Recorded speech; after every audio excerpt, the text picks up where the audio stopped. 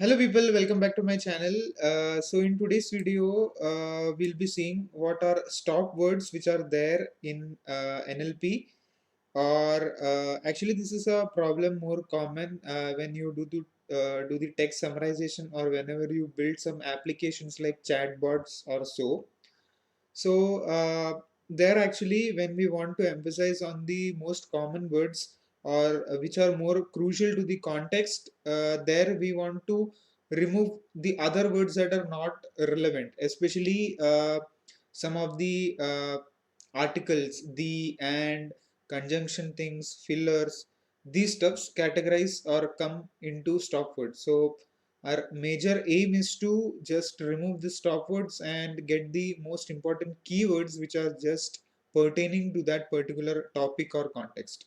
So that's why in NLP we have special packages which are present inside the NLTK toolkit in order to do this text pre-processing.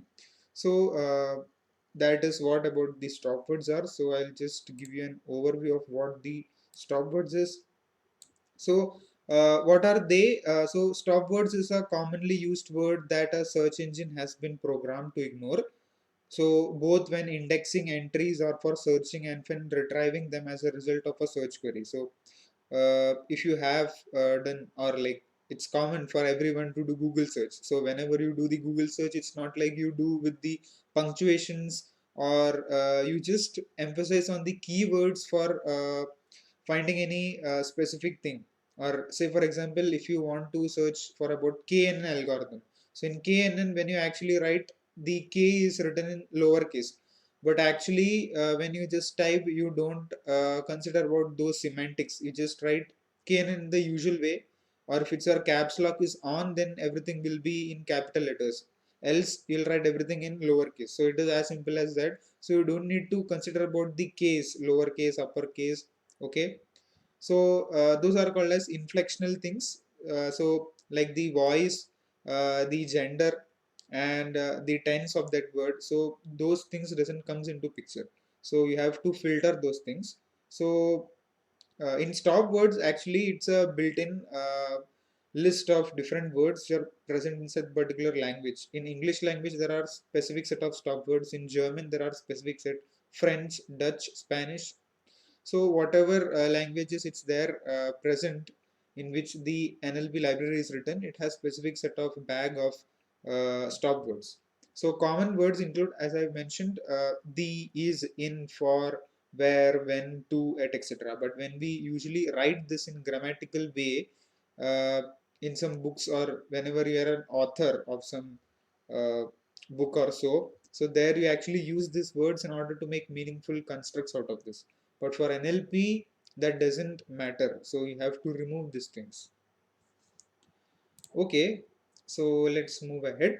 So when to remove these stop words? So basically you have certain applications where you need to do this. So first and foremost is like text classification. We have already did that. That is text summarization. That is spam filtering.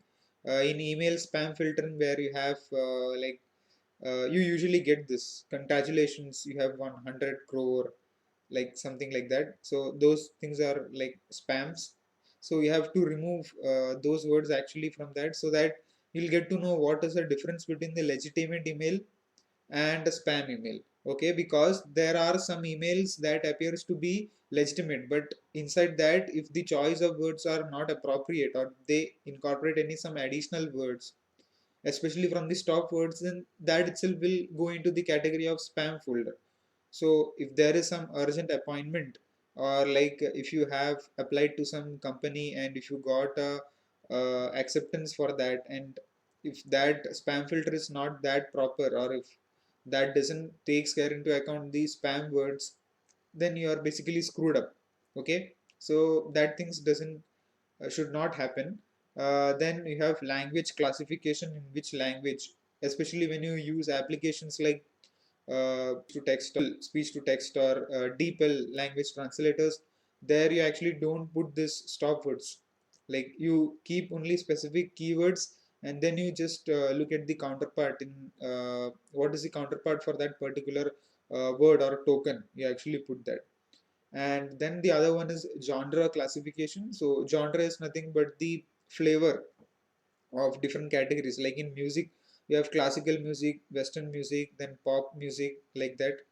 Then in movies also you have different genres, like action movies, comedy movies, romantic movies, like that. So that is nothing but genre. So there also you have to keep in mind about the words and not the emotions which are involved inside this. Okay. Then there is one common thing that I personally use, that is caption generation, that is closed captions. So usually when I create these videos, if my voice is pretty good to understand at the back end of the algorithm which YouTube uses, so it will automatically generate the captions. As you can see, if it's possible there on the screen, you can make out of that. Like it automatically generates the caption, or if it's not, then I personally have to write the captions or generate the captions and then put it accordingly. Okay. So there actually the stop words doesn't comes into picture, but when I uh, take a pause for a continuity, so at that time it automatically gives out. Okay. Or when if it's a rhetorical question or question mark, if I'm asking you some question, then automatically it creates that question mark. I need not specifically write that. Okay. So that's the machine intelligence comes into picture. Then you have something called as auto tag generation. Auto tag is nothing but moreover, like when you post some photos on Facebook, then if you are a like people in a group, or if you have taken a group fee, like selfie group fee, like that. So there are different people, group of 5 to 6 people are there, and they are your friends. So it will automatically tag them.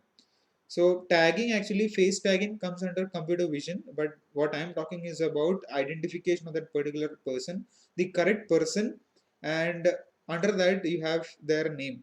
Okay, so that thing also comes under this stop words removal, but it is in uh, conjunction with both NLP as well as the computer vision. So you have to use the both technologies there in order to make the accurate work done. Okay. Let's move ahead. So we have talked about when to remove this and when we cannot remove, or when it is essential, or when it is an integral part of this. So that is when you do machine translation. So basically when you want to translate from different languages like English to German, or from some regional languages like Hindi, Marathi, Malayalam, like that. So usually there happens is like uh, that particular tone of the word should be associated with that particular punctuations or stop words, and without which the meaning of that particular statement or entire thing just changes completely. Okay, so that happens. So uh, at place where you don't take an appropriate punctuation, or if you don't stop, then the meaning of the sentence can completely change. Okay, so there you cannot remove stop words or punctuation marks. Then you have language modeling, then text summarization, we have already did that activity. Then in question answer problems, so there if you are asking some question, then obviously you have to put a question tag at the end. Okay, so that is mandatory. So if it's not a question, or if the person who is taking that session, if he doesn't understand whether it's a question or whether he should answer, or whether it's a question to everyone, so there actually you have to understand the tone of the sentence. Okay, so for that you have to write specific words so that it makes sense, like the person is asking a question, or it's like moreover like an assertive statement. Okay, so there are different things which are there in English grammars and uh, stuff there, but here we basically talk about what are the stop words, and we'll just have a quick overview of what this things actually is and how it is actually implemented. Okay, so this is my code for stop words. So I'm basically using NLTK, and this is NLTK corpus. So usually the stop words are not contained in one particular document, but they usually contain in one particular text. So that text or a junk will be considered as a corpus. So from that corpus, we are importing stop words. And then we have the tokenize, like if we have a sentence, then we have to split it into tokens. So for that, so let's first visualize or look at what the different stop words are there. So for that, uh, I'll return a set. So I want the unique words. I don't want duplicate words. So in English language, I have this many kinds of stop words which are there. So that I'll just print so that you can look what the output is. So you can see her, very, more. So all the pronouns, all the adverbs, okay, those things, like if a name of a person is there, so you should not call that person's name by that person name again and again. So instead of that, you use he, her, like that. You might have learned in your lower classes. So similar thing. So those are nothing but stop words. So that is the main takeaway of this. So if I can check this for German, I'm not sure whether it will give out. Okay, so yeah, it gives out. So these are different stop words which are there in German. Auf, keinem, in dem, sich, einge, etwas, sonst, uns, die, aus, in, dir, wollte. Okay, so there are many things like that. So in different languages, you'll have different stop words accordingly. So this is just for French. Okay, I don't know French language, so you can basically check that. So here I'll just keep it as English. Okay, and say I have a code now. Will not work on token, so that doesn't make any sense. So instead we have to deal with the codes or the strings, in fact. So there is a very beautiful quote by Marilyn Monroe, which says or which reads, I am selfish, impatient, and a little bit insecure. I make mistakes. I am out of control and at times hard to handle. But if you can't handle me at my worst, then you sure as hell don't deserve me at my best. Okay, so there if you look at this particular sentence, there they have emphasized on particular places. So there are some places where you have single quote. So I'm uh, so when you actually tokenize, those are considered as individual tokens. So it's not like a, so we are not doing any bigram or trigram activity, but individually we have to get into account what are the stop words. Okay, so then I am selfish. So after that you have a comma, so means you have to take a pause. Impatient and little bit insecure. But when different people say this particular sentence or especially this particular quote, they can say in different way. So some can say in a very emotional way, some can say in a very aggressive way. So that will contribute to how that word is actually meant to, or like when you normally read this, you'll basically read it as it is, but without any emotions. So in NLP, you don't have to incorporate those emotions, but you have to look into what are the stop words in that and just focus on the main things. Okay. So what we'll do is we'll just tokenize this particular quote. So for that, I'll use the word tokenize and I'll just pass into or store into tokenized.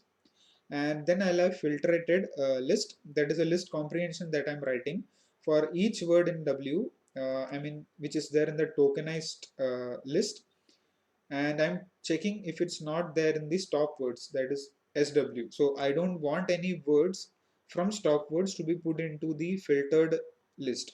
So filtered list, I'm creating a new list. Okay, and for each word in that tokenized, if not in the SW, I'm giving it out as filtrated dot append. So you can do the both ways. So both ways are possible. You can do in this way also or in this way also. This is the by far the most easiest way, that is a list comprehension. Or I've shown you two different ways for doing this. One way is the highlighted one, and also you can write in a nested way. Okay, and we'll just look into what are the tokens and what is the filtered one. So I guess this is the output. So mm, this is the set that we got. So instead I'll just comment this out. Okay. So this is the list that we got. So this is the one which is the resultant of tokenized. Okay, and this is the filtered one. So if you look at in the filtered one, you have certain punctuations. So stop words will focus only on the words, not on the punctuation. So for punctuations, you have to write separately regular expressions to remove that. Okay. So the size of this considerably just decrease. So that is the main goal of this, just to focus on the main keywords. But even if you want to filter it furthermore, then you have to remove punctuations, because those things are also not essential for text summarization. Okay, and the rest all things including the name and all the nouns and everything, so those things are captured by this thing. Okay, so this is all about what the stop words are there in NLP and why it is essential to remove the stop words for your applications or for NLP projects. So well, that was all regarding a quick overview of what the stop words are there in NLP. So hope you are enjoying this video, and if you are watching this video for the first time, please do like, share, comment, and if you are new to this channel, please consider subscribing. Thank you very much for watching this video.